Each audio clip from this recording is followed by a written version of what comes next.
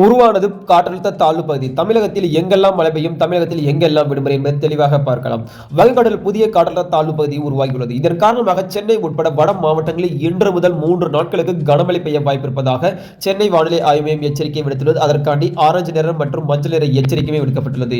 இதனைத் தொடர்ந்து பார்த்தீங்கன்னா சென்னை வானிலை ஆய்வு மையம் நேற்று வெளியிட்டுள்ள செய்திக்குறிப்பில் தென்கிழக்கு வங்கக்கடல் பகுதிகளில் நிலவிய வளிமண்டல கீழடுக்கு சுழற்சி காரணமாக தெற்கு வங்கக்கடல் மத்திய பகுதியில் ஒரு காற்றழுத்த தாழ்வு பகுதி உருவாகியுள்ளது.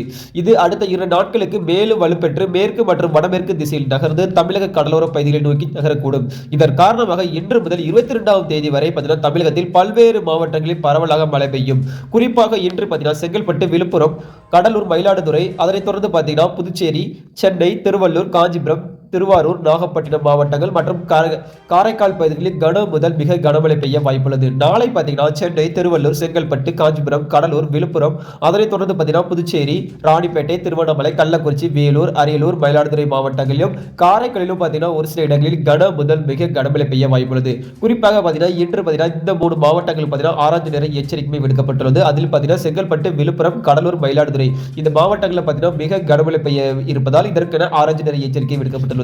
இனி இந்த நேரம் வரைக்கும் எந்த பள்ளி கல்லூரிகளுமே விடுமுறை அறிவிக்கப்படவில்லை. இன்னும் ஒரு சில மணி துளிகளில் அறிவிக்கலாம். அது அறிவித்த உடனே தெரிஞ்சு கொள்வதற்கு எப்போதுமே நம்ம சேனல் இணைந்தீர்கள். அனைவருக்கும் நன்றி, வணக்கம்.